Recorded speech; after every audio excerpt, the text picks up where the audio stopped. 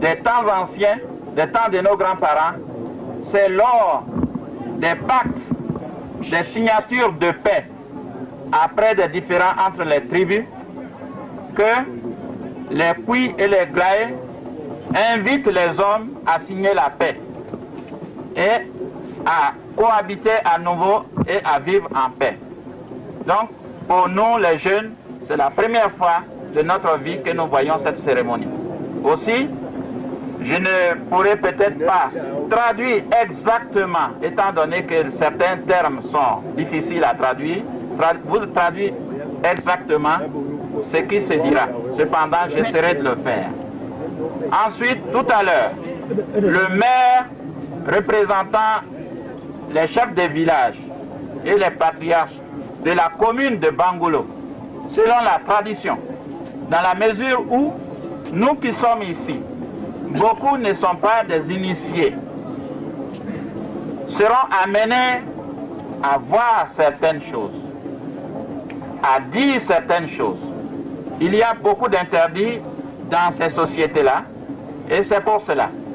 Il a donné aux représentants des Kwi et des Glaé un boubou blanc qui symbolise la tolérance, c'est-à-dire que à partir du moment où quelqu'un dirait une parole déplacée, que les Kwi et les Glaé soient l'excuse à l'avance. Donc c'est le geste qu'a fait tout à l'heure M. Oula Maurice Séraphin, qui est le maire de la ville de Bangolo. Tout à l'heure donc, disait M.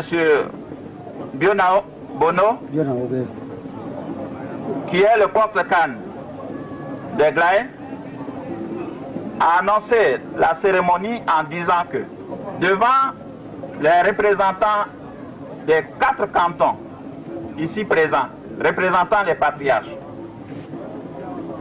ils vont donc habiller le représentant du chef de l'État, qui sera ainsi intronisé porte-canne principal de tous les Glaé du département de Bangolo.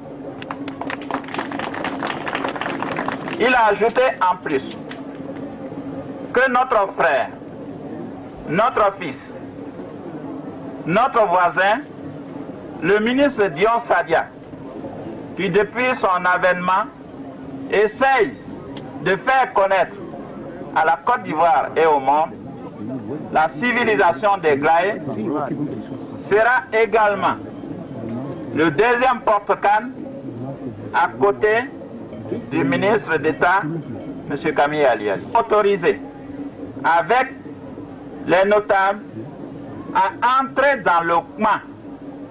Nous sommes actuellement devant le coin. N'importe qui, même moi qui vous parle, je ne peux pas entrer dans le coin comme ça. C'est dire que seul le représentant du chef de l'État, porte-canne principal, tout à l'heure, le ministre du Tourisme, deuxième porte-canne, les notables, avec à leur tête le porte-canne traditionnel Bono, seront autorisés à entrer dans le camp pour la cérémonie sacrée.